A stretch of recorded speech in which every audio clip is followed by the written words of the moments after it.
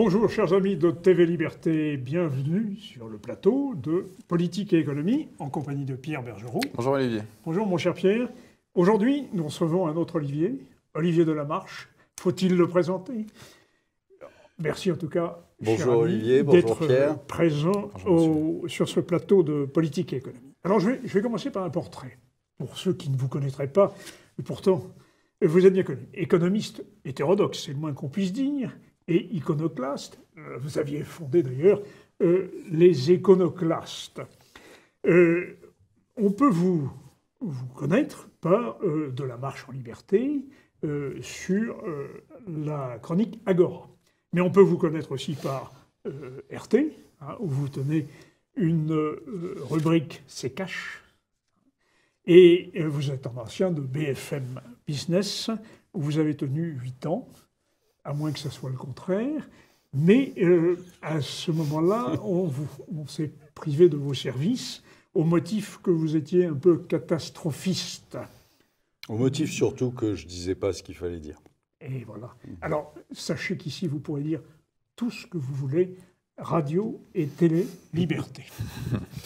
Voilà. Alors, comment entrer en matière sur ce qui vous préoccupe le plus? Eh bien, il me semble que on vous entend très souvent critiquer l'intervention des banques centrales, le quantitative easing, l'expansion sans fin des dettes publiques, et vous nous dites qu'un défaut de paiement de la dette des États peut arriver demain. Sur l'Italie, sur laquelle on vous interrogera aussi, vous nous dites des choses inquiétantes, une éventuelle sortie de l'euro, assortie d'une critique sévère de l'euro sur laquelle nous reviendrons. Alors, est-ce que c'est bien ça le problème aujourd'hui, Olivier Delamarche? Ah oui, c'est un des gros problèmes, c'est-à-dire que on a choisi la facilité au moment de 2008. C'est-à-dire que au lieu de laisser faire, au lieu de laisser couler certaines banques, au lieu de ne pas intervenir, ce qui est amusant, c'est que beaucoup disent ah ben, c'est une crise du capitalisme. Mais le capitalisme, c'est de laisser crever ceux qui font mal. Oui. Là, ce n'est pas le cas. Là, on les a, au contraire, on a mutualisé les dettes. Hein. Oui, socialiser les dettes. Même. Voilà, exactement. Donc, on est rentré dans un processus qui n'a pas de fin. Et on le voit bien d'ailleurs avec le Japon, par exemple. Hein. On l'a vu récemment, c'est-à-dire qu'on a vu M. Draghi, qui a retourné sa veste magistralement, qui devait soi-disant arrêter le quantitative easing et puis commencer à monter les taux, et puis commencer à normaliser le bilan de la Banque centrale. Et puis finalement, il dit « Oh là, non, finalement je vais arrêter ». Et puis la Fed, pareil. Ouais. La Fed qu'on pensait... je vous rappelle quand même que octobre 2018, octobre-novembre 2018, les membres de la Fed étaient en train de se poser la question de savoir si le taux neutre était à 3,5 ou à 3,25. Et tout d'un coup, 2 mois après, on a le patron de la Fed qui nous dit ouais, finalement, on va peut-être arrêter de monter les taux. On va arrêter aussi l'idée de normalisation du bilan de la Banque centrale. Donc, finalement, revendre ce qu'ils avaient acheté et on va arrêter aussi l'idée que il n'y aura plus de quantitative easing.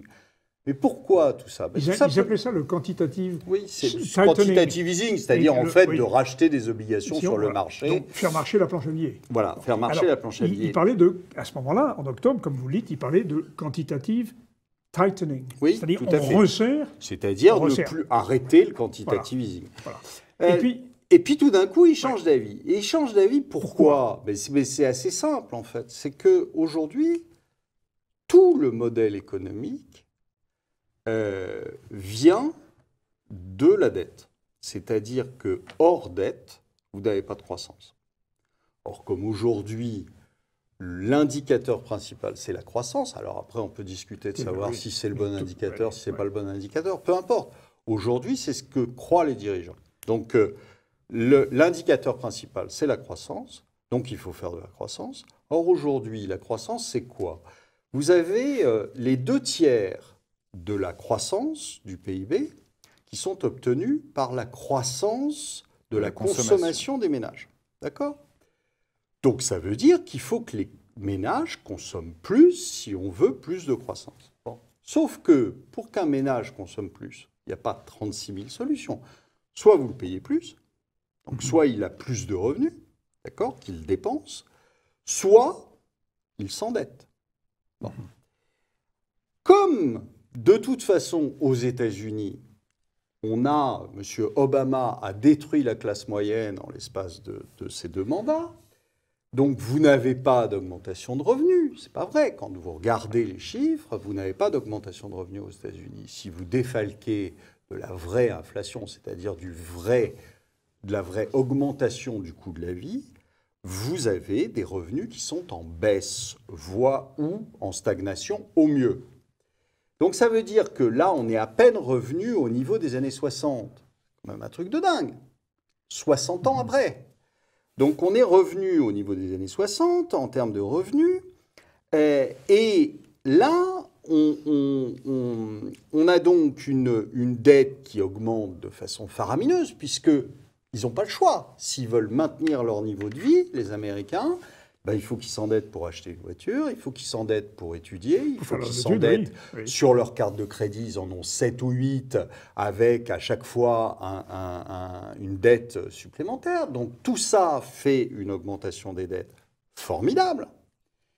Et qui dit augmentation des dettes dit il faut bien qu'il y ait quelqu'un en face pour les acheter. Mais c'est plus l'épargne des ménages. Les Chinois veulent plus acheter la dette américaine. Les Japonais veulent plus acheter la dette américaine. Donc, qu'est-ce qui se passe? Ce qui se passe, c'est qu'il faut forcément, stopper la hausse des taux, parce que sinon, vous faites sauter le système. Si vous vous retrouvez avec une dette formidable, mais avec des taux à 5%, ça va faire très très mal. Donc, il faut arrêter la hausse des taux. Puis il faut reprendre le quantitative easing, puisque au final, qui est-ce qui achète la dette? Regardez ce qui se passe au Japon. Qui achète la dette? Les Japonais. C'est la Banque du Japon. Non, c'est pas les Japonais. La Banque du Japon. Alors, c'est aussi un espèce de mythe, qui est totalement faux. Oui, les Japonais, avant, détenaient la dette parce qu'ils avaient une épargne phénoménale, mais aujourd'hui, ils n'ont plus d'épargne. Ils vieillissent. Et vous savez que 40% des Japonais n'ont pas d'épargne financière. Donc, qui s'est substitué aux Japonais? La Banque centrale. La Banque centrale. C'est la Banque centrale qui achète tout. Et ce qu'a dit finalement Powell, il a dit il va bien falloir que quelqu'un les achète, ces foutus bonds. Ouais. Donc, c'est nous. Et vous aurez un quantitative easing aussi sûr que 2 et 2 font 4. Et aussi sûr que 2 et 2 font 4, les taux ne monteront pas. Parce que vous ne pouvez pas vous le permettre. Mais si vous montez les taux, vous cassez le système. Olivier Delamarche, le problème de la dette en est-il un? Puisque avec Olivier, il y a quelque temps, on a reçu un haut fonctionnaire au FMI. Il n'est pas fonctionnaire, il est consultant. Il a travaillé pour le FMI et pour la Banque mondiale. Déjà, ça commence mal. Jean-François Bouchard, qui a écrit cet ouvrage, qui s'appelait « L'éternel truanderie capitaliste » et qui nous disait qu'au final, de toute façon, les créanciers n'ont pas envie de revoir la couleur de leur billet et que l'important, c'est que la dette soit reconduite et qu'en fait, ils veulent juste voir les intérêts de leur dette revenir dans leurs mains. Mais en fait, ils n'ont même pas envie de revoir leur argent. Oui. Alors, allez dire ça aux gens qui avaient acheté de la dette grecque et qui ont eu un haircut de 75%. Dites-leur, dites-leur, vous n'avez pas envie de retrouver votre argent. Bon, d'accord, ok, super. Ils ont perdu 75%. Donc, il faut arrêter. Mais est-ce que c'est des banques privées qui disent ça ou est-ce que c'est des particuliers? Mais tout le monde. Enfin, je veux dire, quand vous prêtez de l'argent, vous avez envie de le revoir en général. Non, enfin, je sais pas. Oui, bien sûr. En tout cas, Mme Thatcher l'avait dit, I want my money back. Non, mais comment vous expliquez que ce monsieur du FMI n'ait pu nous expliquer ça? Vous savez, les messieurs du FMI, malheureusement, n'ont pas compris grand-chose. Ça fait des années, donc je vais pas me mettre à sa place et vous dire ce qu'ils pensent, parce que j'aurais bien du mal à me mettre à sa place. Mais voilà, enfin, il y a quand même quelque chose de... On ne peut pas dire la dette, on s'en fout. Si on n'a pas de croissance, donc suffisante pour rembourser la dette, et de dire, finalement, la dette, on ne la rembourse pas. D'accord, ok. Parce que vous croyez que la dette, aujourd'hui, c'est uniquement Bernard Arnault et la fille de Liliane Bettencourt qui la détient? Mais pas du tout. La dette, vous en avez partout. Partout. Vous avez une assurance vie, vous avez de la dette. C'est que de la dette. Vous avez un livret A, c'est que de la dette. Vous avez un produit bancaire, quel qu'il soit, c'est que de la dette. Les retraites, c'est que de la dette. Oui, enfin, je veux dire, on est dans un monde où il n'y a que de la dette. Donc, et même si pour vous sauver dites le à un système, moment, quand en 2008, je suis désolé, je ne rembourse pas, vous avez certaines personnes qui vont perdre leur patrimoine. Olivier Delamarche, vous disiez en 2008 que l'État français avait, entre guillemets, sauvé un petit peu le système en refinançant des banques. Que serait-il arrivé si l'État, qui était gouverné à l'époque par Nicolas Sarkozy, n'avait pas refinancé ces banques? Eh bien, les banques faisaient faillite. Mais est-ce que ça aurait été bien ou est-ce qu'à ce moment-là, les Français auraient perdu leur épargne? Je vais vous dire pourquoi. Oui, mais est-ce que les Français n'auraient pas perdu leur épargne? D'abord, deux choses. La première chose, c'est qu'il aurait fallu, à ce moment-là, reséparer les banques qui font leur métier de banquier, c'est-à-dire on leur dépose de l'argent et elles prêtent de l'argent dans des proportions qui ne sont pas les proportions actuelles. Et elles ne vont pas faire mumus sur les marchés. Voilà. Ça n'est pas leur rôle. C'est l'esprit du Stigl Act. Exactement. Voilà. Donc vous séparez les deux complètement. Si une banque de marché fait des bêtises, vous la laissez crever. Elle paye. Parce que ça n'a aucun intérêt. Et en revanche, vous pouvez sauvegarder tout ce qui est banque de dépôt. Oui, mais là, comme à l'époque, la séparation n'était pas faite, du coup, les gens risquaient de tout perdre. Non, parce que à ce moment-là, si vous voulez, les choses n'étaient pas ce qu'elles sont aujourd'hui. Aujourd'hui, on a multiplié tout dans des proportions phénoménales. Alors, on vous a fait croire pendant quelques années avec, vous savez, l'école des fans, c'est-à-dire c'est les stress tests, c'est l'école des fans, c'est-à-dire qu'à chaque fois on dit 10, 10, 10, on prend une petite banque pour faire genre, et puis on dit elle n'a pas passé les tests. Bon, et puis on lui tape dessus, ça n'engage à rien puisque c'est de toute façon tout petit, et comme ça on peut dire regardez toutes les autres, elles ont passé les tests. C'est pas vrai. Aujourd'hui elles sont pas déleveragées du tout. On est toujours sur des leverages qui sont totalement hallucinants. Donc on sait que le jour où il y aura un pépin, c'est terminé. C'est-à-dire que les 100 000, vous pouvez les oublier, la garantie des 100 000, c'est juste une blague. Et donc les banques sauteront et ça représentera quelquefois un multiple du PIB. Donc c'est quelque chose qui est totalement aberrant. Alors que, or on sait que ça va se passer, parce qu'on ne peut pas toujours tout contrôler. On l'a bien vu, malheureusement, les modèles sont un peu foireux sur ce... En 2008, on a fait payer les contribuables. Oui. D'accord. 10% du PIB européen a servi à renflouer les banques européennes, dont le BNP d'ailleurs, qui a une taille de bilan supérieure au PIB français. Oui. C'est énorme. Bon, est-ce que maintenant, on n'est pas en train de faire payer les épargnants, justement? Mais si. C'est ça. Mais ce qui est fascinant, c'est que les gens n'écoutent pas. Vous avez M. Draghi qui l'a dit. Alors, il ne dit pas toujours des choses intelligentes, M. Draghi, mais là, il avait dit quelque chose qui est tout à fait vrai. Il avait dit, une fois qu'on a épongé les contribuables, on va éponger les épargnants. C'est ça. Il l'avait dit. C'est ça. Donc ça veut dire quoi? Ça veut dire simplement qu'on va aller taper dans les comptes, c'est-à-dire qu'il y aura la prochaine fois, il y aura un bail-in, c'est-à-dire qu'on ira directement faire payer évidemment les actionnaires, les obligataires, et puis, en dernier lieu, les déposants. Voilà. Et donc, on leur piquera leur argent. Voilà et c'est une évidence. C'est-à-dire qu'on sait que ça va arriver. On ne sait pas quand, évidemment, on sait que ça va arriver. Mais on sait que ça va arriver. La dernière fois, vous avez eu en Italie 3 banques qui ont sauté. Ça représentait quand même pas loin de 1,5% du PIB. C'est quand même pas rien. Bon, alors, là, vous pouvez faire un bail-out. C'est-à-dire, vous pouvez le faire payer par les contribuables. Ouais. Et puis la prochaine fois, quand ça sera 5, 6, 7, 8, 10% du PIB, vous faites comment? Les épargnants. Voilà, les épargnants. Les comptes. Eh bien, nous allons revenir sur ces perspectives fort peu réjouissantes, il faut bien dire, dans la seconde partie. Alors, le jour où il y aura un pépin, avez-vous dit, Olivier Delamarche, ce pépin prendrait la forme d'une hausse des taux, par exemple. Mais qu'est-ce qui peut faire remonter la hausse des taux? Pas tellement la hausse des taux. Je vais vous dire pourquoi. Une faillite de banque? Oui, parce que la hausse des taux, c'est contrôlé par la Banque centrale. La Banque centrale, c'est elle qui fait le prix. Aujourd'hui, il n'y a plus de marché. Vous avez quelqu'un qui fixe les prix et c'est la Banque centrale. Donc la Banque centrale, regardez, là encore, on a un exemple qui est extraordinaire, c'est le Japon.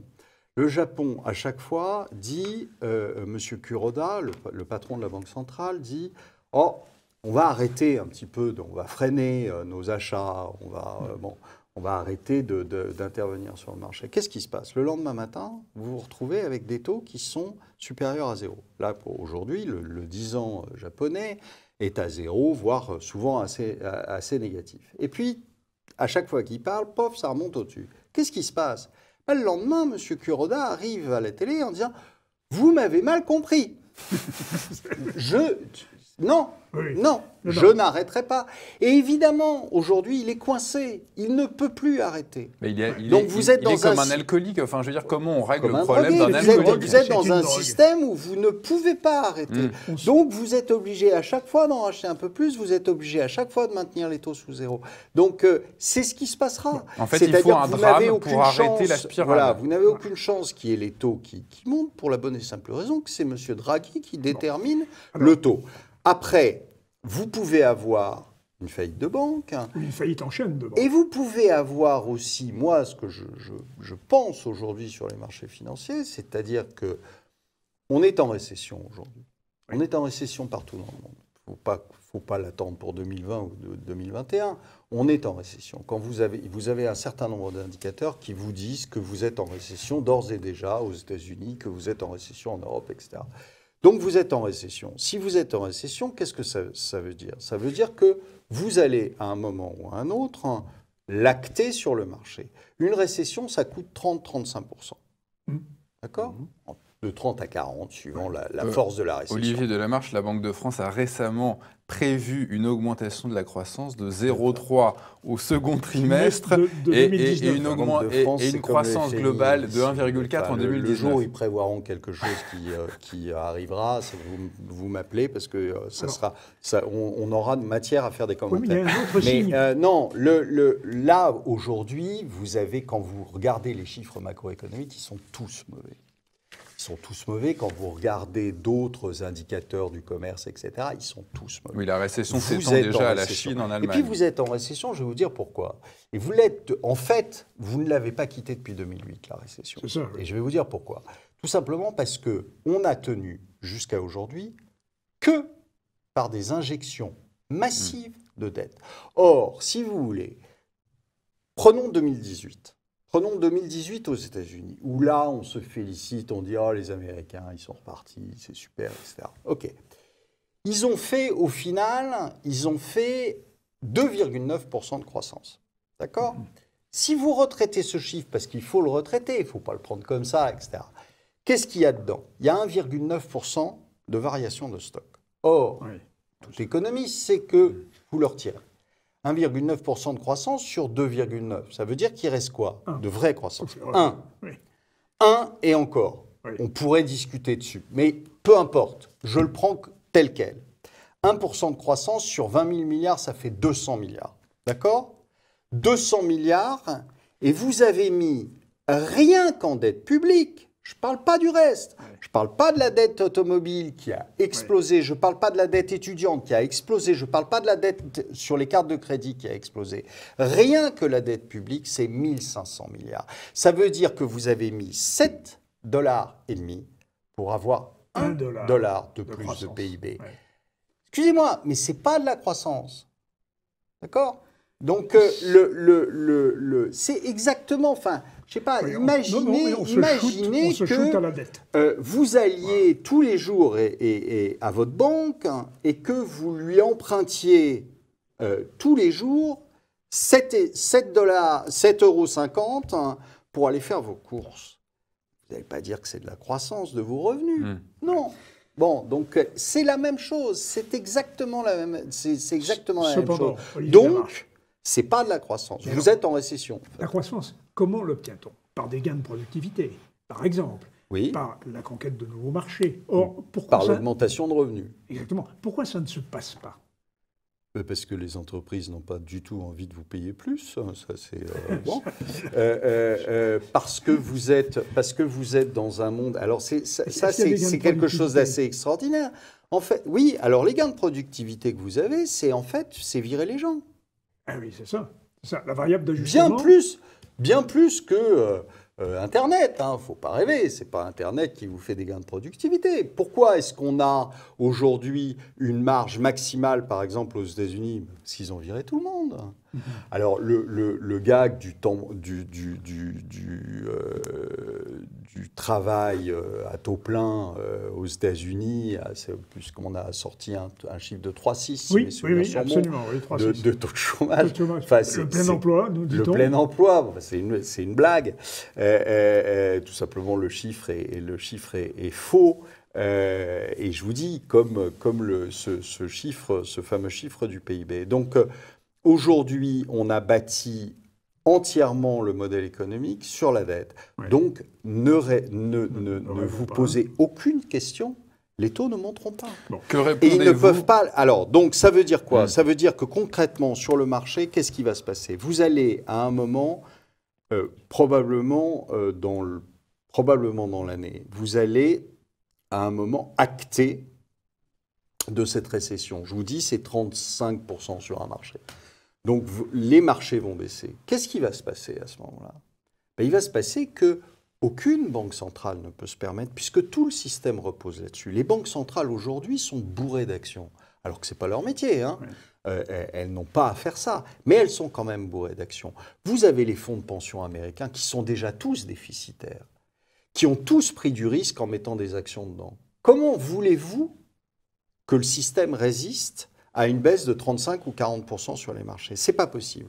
Donc ça veut dire quoi? Ça veut dire qu'à ce moment-là, vous verrez sortir du bois M. Draghi, vous verrez M. Powell, vous verrez M. Kuroda, vous verrez le patron de la banque chinoise, dont je suis incapable de prononcer le nom, mais vous verrez tous ces gens-là qui vont sortir du bois en disant on met sur la table ce qu'il faut pour faire remonter les marchés.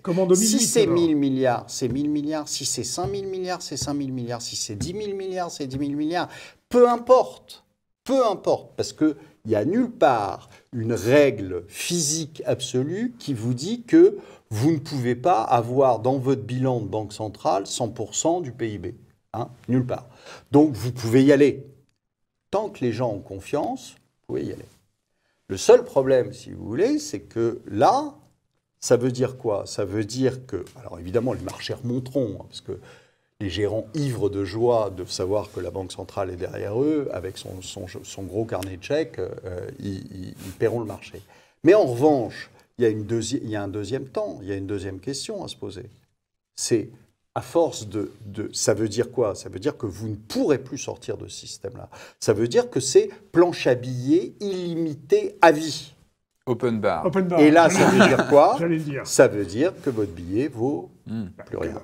Voilà. Et donc, à ce moment-là, je pense que ça se passera sur la monnaie et non plus sur les marchés. Alors, j'ai une blague pour vous, Olivier Delamarche. Le cabinet de conseil américain Kearney vient d'intégrer pour la première fois la France dans le top 5 des pays les plus attractifs du monde.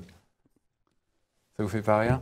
Si, mais enfin, je suis partagé. Ça me fait rire, ça me fait aussi pleurer. Mais enfin, bon, c'est pas... Oui, mais alors, je reviens sur le monnaie. C'est très important ce que je dis. On a glissé de la récession vers une monnaie qui, alors plus que jamais, est une monnaie de singe. Oui. Bien d'accord. Oui. Bon. Quelles peuvent être les conséquences concrètes pour nos concitoyens, par exemple, qui se retrouvent avec une monnaie Est-ce que nous allons renouer avec l'inflation, par exemple? Ben oui, les conséquences concrètes, c'est quoi? C'est que tout d'un coup, vous avez aujourd'hui 1000 balles dans votre poche, ça vous paiera un timbre, ou un ticket de métro. D'accord. Oui. Voilà, c'est tout. C'est ça le timbre est cher. Oui. C'est-à-dire, bah oui, mais regardez ce qui s'est passé dans tous les pays où tout d'un coup la monnaie s'est écroulée.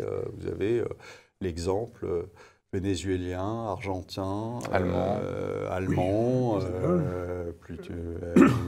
enfin, il y a une vraie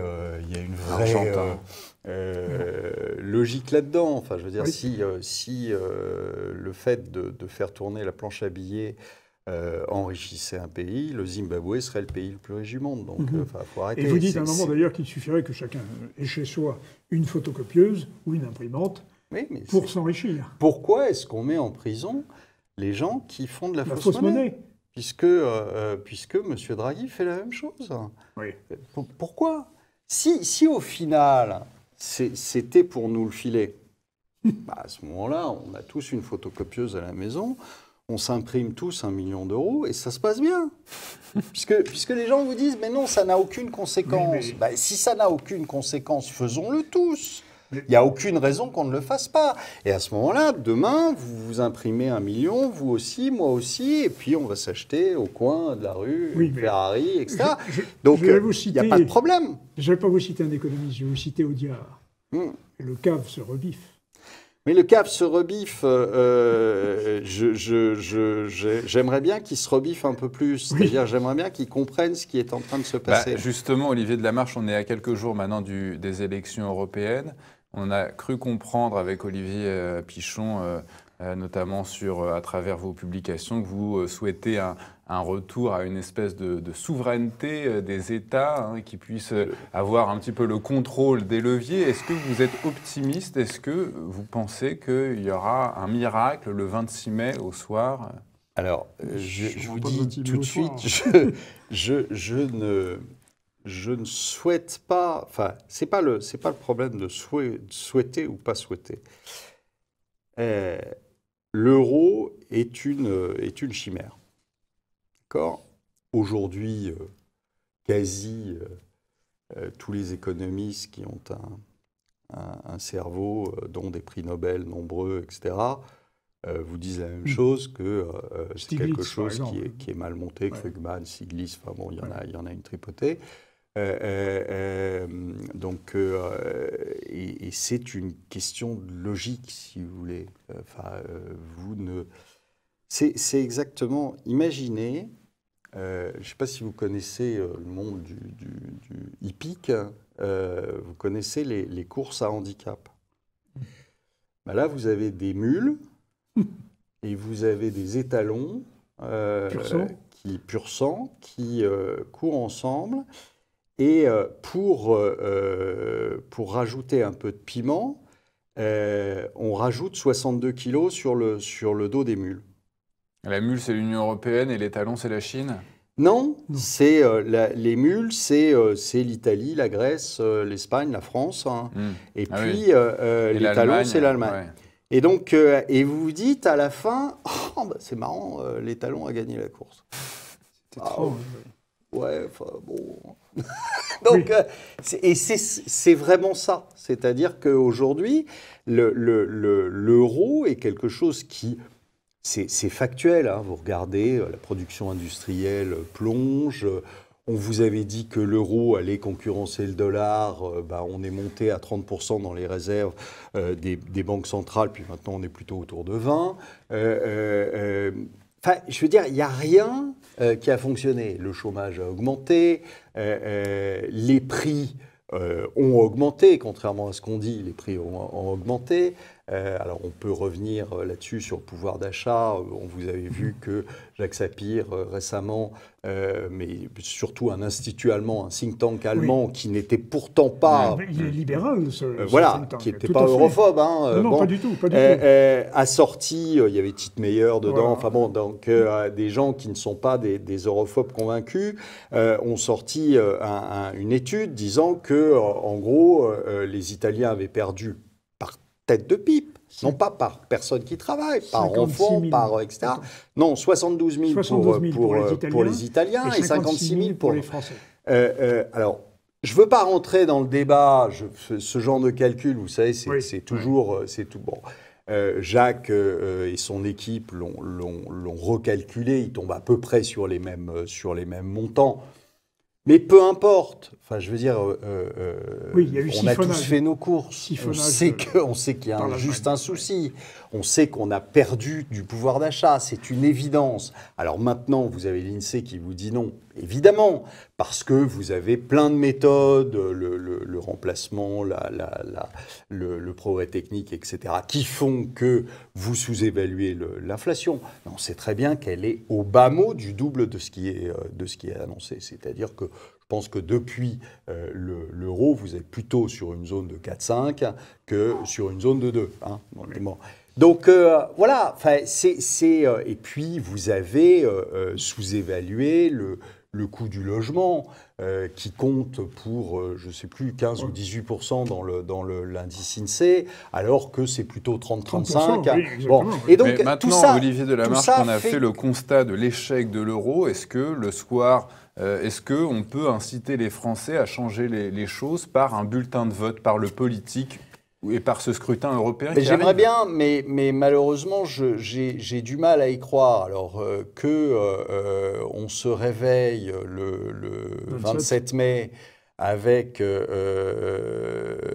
Nigel Farage, président de l'Assemblée européenne, j'ai quand même un peu du mal. Bon, moi, ça me ferait rire, mais je ne suis pas sûr que ça fasse rire tout le monde. Non. Mais le problème, c'est que vous allez avoir finalement des alliances qui vont faire que les europhiles vont garder la majorité, très probablement. Parce que finalement, quand vous regardez les différents partis, vous n'avez que Asselineau qui vous dit Asselineau oui. Et puis Philippot.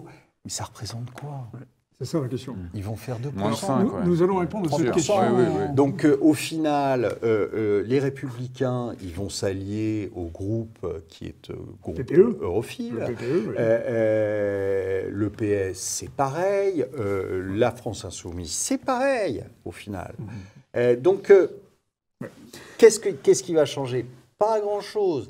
Je pense que, alors, ce qui est intéressant pour moi, c'est que je pense que les Italiens ont attendu ces élections. Je l'avais écrit au moment des élections italiennes. J'avais dit, ils vont attendre les élections très probablement parce que il va quand même y avoir une montée des gens un peu eurosceptiques au sein de cette assemblée et que probablement, ça va leur donner un appui supplémentaire. Vous avez le Brexit qui est en train de se faire au final. Alors tout le monde a dit oui, ils vont voter, etc. Enfin bon, pour l'instant, il risque fort de se faire. Donc vous avez un sentiment qui est quand même de plus en plus eurosceptique. Et je pense que les Italiens attendaient ça et qu'ils vont sortir. J'aimerais qu'on revienne sur l'Italie, mais après la pause, donc nous allons revenir. Parce qu'il y a un roman qui vient de sortir, le soir, où l'Italie a quitté l'euro. C'est un éditeur très connu sur la place. Et il prend son téléphone, il appelle M. Juncker, mais ce ne sera plus M. Juncker. Et il lui dit, mais voilà, nous autres Italiens, nous partons. Alors, on va savoir ce qui peut en être dans cette troisième partie.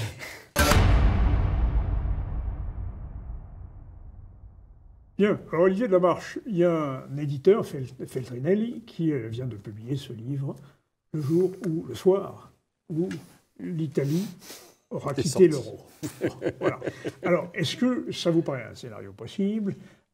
Qu'est-ce qui pourrait justifier qu'il le fasse? Est-ce que la Monte dei Paschi et d'autres banques feraient une faillite? Alors, je pense que l'Italie est un des pays, avec l'Espagne, avec la France, qui ont vraiment subi les affres de l'euro. Vous regardez la production industrielle italienne, on est 20% en dessous d'une base 100 en 2000, quoi. Donc, ils ont perdu ça. Vous avez en fait quasiment que des trimestres de récession depuis 2008, hein, donc ça date. Et donc, c'est difficile pour l'Italie. C'est difficile pour l'Italie et je pense que les gens s'en sont aperçus, comme chez nous, les Gilets jaunes s'en sont aperçus, finalement. Hein, c'est le même principe. On vous a dit tout à l'heure qu'ils avaient perdu 73 000 euros de pouvoir d'achat, c'est quand même pas rien. C'est énorme. Donc pour donner une idée, 56 000 euros, ça fait 200 euros par mois. Quand vous avez un salaire médian qui en France est de 1 800 euros, ça fait 11%. Ouais. C'est quand même pas rien, enfin, tous les mois, hein, donc c'est quand même pas rien. Donc, je pense que les Italiens et M. Salvini est parfaitement conscient qu'il est entouré en plus d'économistes qui sont un petit peu plus brillants que certains des nôtres, et qui donc, il sait parfaitement que l'Italie souffre de cet euro. Donc, alors maintenant... Beaucoup de gens ont dit oui, Tsipras, même combat que Salvini. Tsipras est un traître, c'est une évidence. Il s'est couché devant la C'est plus que couché, il a rampé même. Oui. Mais je n'ai pas l'impression que Salvini soit du même bois. Et donc, je me dis que... il n'est pas du même bord déjà. Tout simplement, ils sont en train de préparer leur coup parce qu'ils ne sont pas idiots, ils savent que c'est quelque chose qui demande un petit peu de préparation et qui sont en train de préparer leur coup. Ça, c'est la première chose. Et la deuxième chose, c'est que je suis absolument certain que de toute façon, si Salvini est malin, je pense qu'il l'est, il fera porter le chapeau à la Commission européenne plutôt qu'à lui en être responsable. Parce que une chose est sûre, alors là, je ne suis pas du tout sur la même longueur d'onde que certains économistes qui prônent la sortie de l'euro, ça va être dur. C'est-à-dire que vous n'allez pas vous réveiller le lendemain matin et tout sera rose et le chômage aura baissé et la croissance sera repartie et tout cure de désintox. C'est pas vrai. Ça va être difficile. Ça va être difficile. Ça va bon. Et donc évidemment, il n'a pas envie que la population le considère comme responsable de ces difficultés. Et donc, il préférera de beaucoup qu'à un moment, la Commission européenne lui dise dehors, parce que là, il pourra dire « Ah oui, mais nous, moi j'ai été élu. Nous, on voulait bien rester, mais bon, lui, il a décidé que M. Juncker... Après une petite bouteille de whisky, a décidé qu'il fallait que je parte. Je pars. Bon, et donc, je trouve ça beaucoup plus malin de sa part. Et donc, je pense que c'est ça qui est en train de se tramer. Est-ce qu'il ne se retournera pas vers les Italiens en leur disant c'est moi ou l'Union européenne, et auquel cas il organisera un référendum ? Je ne sais pas comment ça se passera. Moi, mais ce que je sais, c'est que je pense qu'il a dans la tête de sortir. Or, sachez que s'ils sortent, les Italiens, et la France. La France sort dans les semaines qui suivent. Sauf que nous, on n'aura rien préparé. Oui. Voilà. Parce qu'on a des ahuries. Donc, on n'aura rien préparé, ce qui veut dire qu'on va en prendre plein la figure. Est-ce que la continuité de la politique au Parlement européen, notamment avec ce scrutin qui arrive, pourra inciter M. Salvini à prendre les devants ? Je ne sais pas si ça incitera M. Salvini ou un autre, ou d'autres. C'est-à-dire que, vous savez, la période est quand même assez risquée aujourd'hui. Qu'est-ce qui se passe ? Vous avez des gens qui, depuis 7 mois, manifestent en France. C'est pas rien, 7 mois. Hein. Depuis 7 mois, manifestent en France. Pourquoi ? Parce qu'ils n'ont plus rien pour vivre. Même ceux qui travaillent.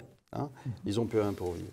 Et ça, on pouvait le voir. Enfin, moi, j'ai écrit quelque chose en 2017, hein, en disant, vous allez voir que si on continue comme ça, c'est-à-dire si les inégalités se creusent, si on continue cette politique-là, les gens vont partir en guerre civile. Bon, c'est ce qui s'est passé, et je n'avais pas donné de date, évidemment, parce que je ne la connaissais pas. Mais c'est une évidence. Donc, au bout d'un moment, les gens se rebellent. Les gens ont bien compris ce qui était en train de se passer. Olivier Delamarche, ça veut dire quoi? Est-ce qu'ils ont vraiment bien compris? Parce que, ils n'ont pas tout compris. C'est quoi le dénominateur commun? Ils ont compris une chose, c'est qu'ils n'y arrivaient plus. Ils l'ont bien compris. Le dénominateur commun entre le Brexit au Royaume-Uni, l'arrivée de Trump aux États-Unis et les Gilets jaunes, c'est quoi le dénominateur commun? Le dénominateur commun, c'est que les gens n'en peuvent plus. C'est que les gens en ont marre que des gens qui sont élus en fassent qu'à leur tête après. Et quand ils sont élus, c'est avec une toute petite majorité, et donc ils ne représentent en rien le pays, et qu'ils continuent à leur taper sur la tête, les gens en ont marre. Bon, donc ils se sont aperçus, qu'on n'était plus en démocratie, mais ça date depuis un bon moment, et puis deux, ils en avaient marre parce qu'ils n'y arrivaient plus. Enfin, quand on discute avec les gens, moi j'habite à la campagne, je peux vous dire qu'il y a des situations où vous dites il y a un truc qui ne va pas. On est en France, on est quand même là. On est censé être la 5e économie du monde. Enfin, il y a quelque chose qui ne colle pas. Et donc, les gens se rebellent. Mais là où il faut faire attention, c'est que justement, d'abord, on a affaire à un autiste. Hein, oui. Bon. On parle du même. Oui, on parle du même. On a affaire à un autiste. Et puis, si encore c'était un autiste intelligent, mais visiblement ça ne l'est pas. Et donc, la deuxième chose, c'est que qu'est-ce qui va se passer quand vous allez rajouter à ça une récession? Ça va être épouvantable. Donc, des gens qui déjà aujourd'hui ont du mal, qu'est-ce que ça va donner quand vous aurez les premiers effets de la récession au courant de 2019? Est-ce qu'il aura le courage de se tourner vers des grands groupes? Et donc, à ce moment-là, on peut avoir un truc qui part réellement en guerre civile. Vous savez, c'est rien. Si jamais vous avez à un moment un flic qui a peur, qui se retrouve entouré par des gilets jaunes, qui a peur, qui est fatigué, c'est un gamin, qu'est-ce qu'il fait? Il sort son arme. Il en tue 2. C'est filmé par un téléphone portable. Vous avez une guerre civile derrière. C'est affreux, mais c'est comme ça. Or, plus vous multipliez, en termes de probabilité, plus vous multipliez les actes, plus votre probabilité augmente, qu'il y ait un dérapage. Donc, ce genre de choses, on est dans quelque chose qui est déjà éminemment risqué. Si vous avez en plus de ça des problèmes économiques liés à une récession, etc., qui va faire que vous allez avoir encore plus de chômage, que vous allez avoir des gens qui auront encore plus de mal à boucler leur fin de mois, ça peut assez vite dériver en quelque chose de pas drôle. D'autant que vous avez évoqué le fait que ce n'est pas seulement, disons, les gens en situation de faible revenu, mais aussi la classe moyenne, qui est gravement impliquée. La classe moyenne, elle est en train de disparaître, comme aux États-Unis. Elle est tirée vers le bas. Comme aux États-Unis. C'est-à-dire que vous avez une précarisation des emplois, c'est-à-dire que vous regardez un peu ce qui s'est passé aux États-Unis depuis 2008, ce n'est pas les temps pleins qui ont repris, c'est les temps partiels. On a viré des temps pleins et on a mis des temps partiels à côté. Ce n'est pas des gamins qui sortent de l'université, qui ont 25 ans, c'est des vieux. C'est des vieux parce qu'ils prennent 1, 2, 3 boulots pour boucler leur fin de mois. Vous savez qu'en moyenne, alors j'aime pas les moyennes parce que ça ne veut pas dire grand-chose, surtout aux États-Unis, mais en moyenne, un ménage américain part à la retraite avec 225 000 $. D'accord? C'est une moyenne. Hein. Oui. Il y en a plein. Si vous prenez la médiane, ce n'est pas du tout les mêmes chiffres. Mais là, en moyenne, 225 000 $. 225 000 $ quand ils partent à la retraite. Donc, on va mettre la retraite à 65 ans, bon, etc. Ils ont une espérance de vie qui est autour de 82, même un petit peu moins, parce que eux, à force de manger leur hamburger, ça passe mal. Donc, ils ont une espérance de vie, mais enfin, qui est quand même de 15-20 ans derrière la retraite. Qu'est-ce qui se passe?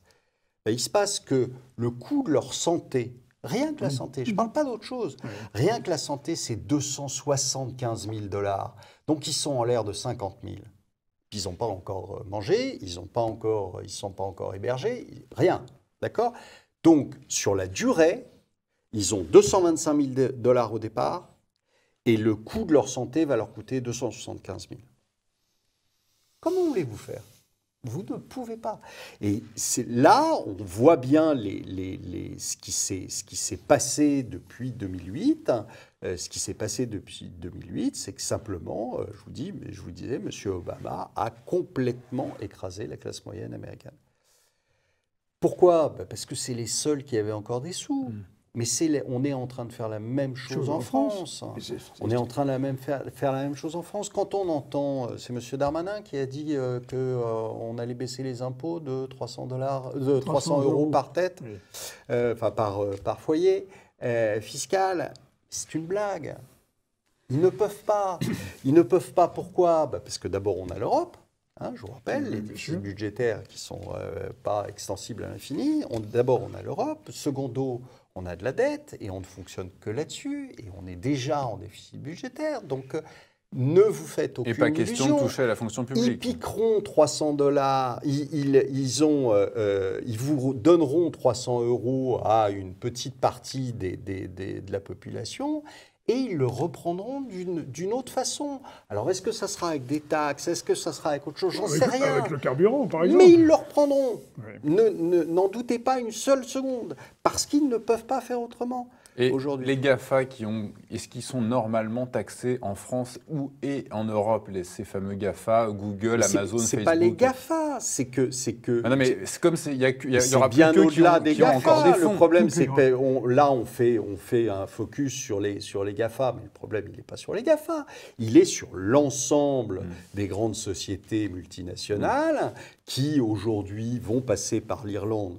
Europe, ou par le Luxembourg, Europe encore, et qui vont, grâce à ça, avoir des taux d'imposition sur leur bénéfice global, qui vont avoir des taux d'imposition qui vont être de 6, de 7%, alors que la moindre PME en France prend 33% dans la figure. Donc, tant que c'est comme ça, si vous voulez, la fraude fiscale, c'est pas le gars dont le père avait mis 100 000 € sur un compte en Suisse. C'est pas ça la fraude fiscale. La fraude fiscale, c'est la fraude de tous les jours qui est organisée par l'Union européenne avec, je vous dis, avec l'aide de l'Irlande, avec l'aide du Luxembourg, avec quelquefois simplement des incitations. Qu'est-ce qu'on fait avec le Qatar qui ne paye pas d'impôts quand ils achètent des biens immobiliers en France? Qu'est-ce qu'on fait avec les footballeurs? Avec les footballeurs les footballeurs. Je veux dire, non mais... Olivier Delamarche, vous évoquiez le fait que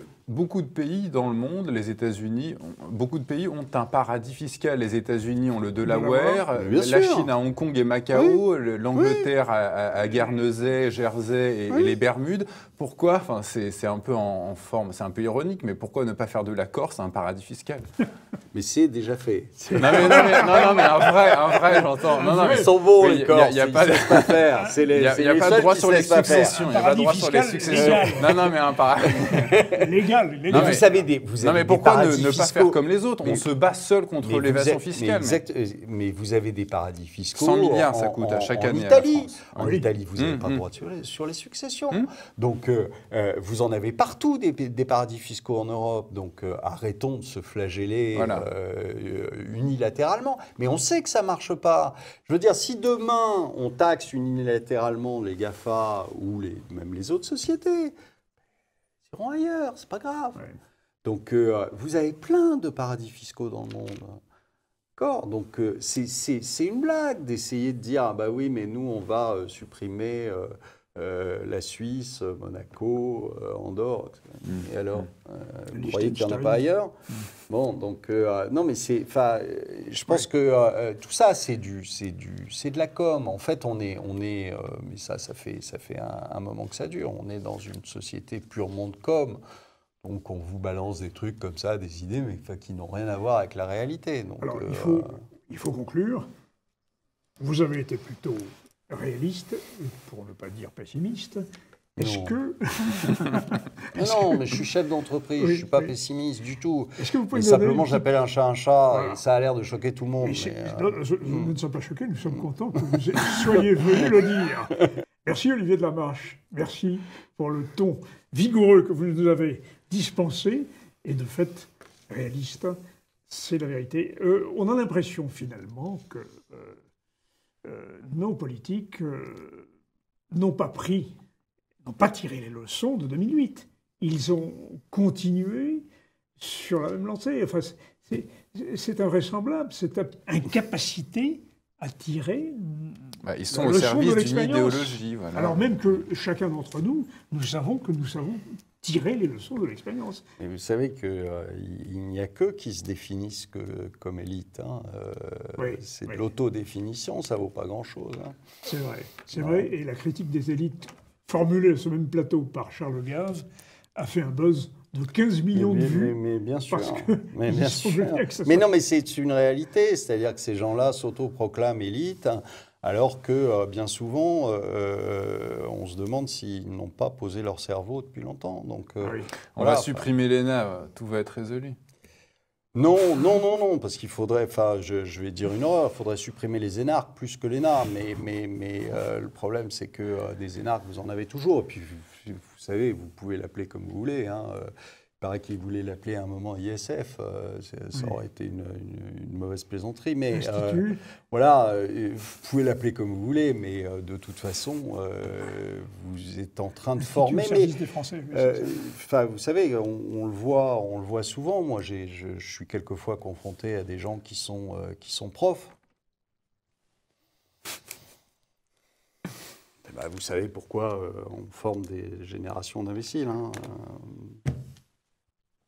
Qui répètent. Vous savez, c'est très amusant de considérer, sous prétexte que quelqu'un a fait une école, de le considérer comme intelligent, ou c'est sous prétexte qu'il a tel ou tel diplôme. Ce sont exactement les propos de Charles Gave. C'est étonnant, parce que, si vous voulez, autant... moi, je ne considère pas ma machine à calculer comme intelligente. Elle fait des très beaux calculs, elle va très très vite, mais elle est intelligente, elle n'est pas intelligente pour autant. Et il y a quand même certaines personnes qui sont plus des machines à calculer qu'autre chose. Donc voilà, et encore, il y en a certains qui ne savent pas calculer, comme Monsieur Le Maire, qui est notre ministre de l'économie. Là aussi, Charles Gave, mais c'est extraordinaire. Enfin bon. Vous avez quand même des gens, c'était monsieur Darcos, invité sur Canal+, incapable de faire une règle de 3. Incapable, et qui vous sort cette énormité. Mais oui, mais moi je suis plutôt littéraire. Enfin, une règle de 3, c'est du tous les jours. Ça devrait être acquis dès le CP. Non. Pas chez M. Darcos, il est pourtant ministre. Bon, et M. Le Maire, c'est pareil. M. Le Maire, ministre de l'Agriculture, interrogé sur Canal+, à qui on demande ce que c'est, qu'est-ce qu'un hectare, et qui vous regarde et qui ne sait pas. Alors que normalement, c'est quelque chose c'est un concept basique, qui manipule toute la journée dans le ministre de l'Agriculture en Europe. Il négocie, etc. C'est atterrant, on se dit, mais ces gens-là, ils sont jamais sortis de chez eux, ils sont jamais sortis de leurs bouquins, ils ont jamais rien fait finalement, sauf raconter des bêtises, quoi. Mais ça, ils le font bien. C'est comme ce que disait dans La folie des grandeurs Louis de Funès, le ministre des Finances, je suis ministre, mais je ne sais rien faire. Mais oui, et c'est parce qu'ils ne savent rien faire que finalement ils finissent ministres. Ce qui est rassurant pour nos enfants, c'est-à-dire que si vraiment vous avez des enfants qui échouent à l'école, on peut toujours leur dire, tu vois, tu pourras être ministre, ou même président d'ailleurs. Eh bien voilà la conclusion. Merci Olivier. Merci. Olivier de la Marche. chers téléspectateurs, vous pouvez le retrouver sur De la marche en liberté. Oui. Hein, et puis, vous le retrouvez aussi sur RT France. C'est cash. C'est cash. Ce fut cash. Merci. Merci. Merci. Et je vous dis, chers téléspectateurs, à très bientôt.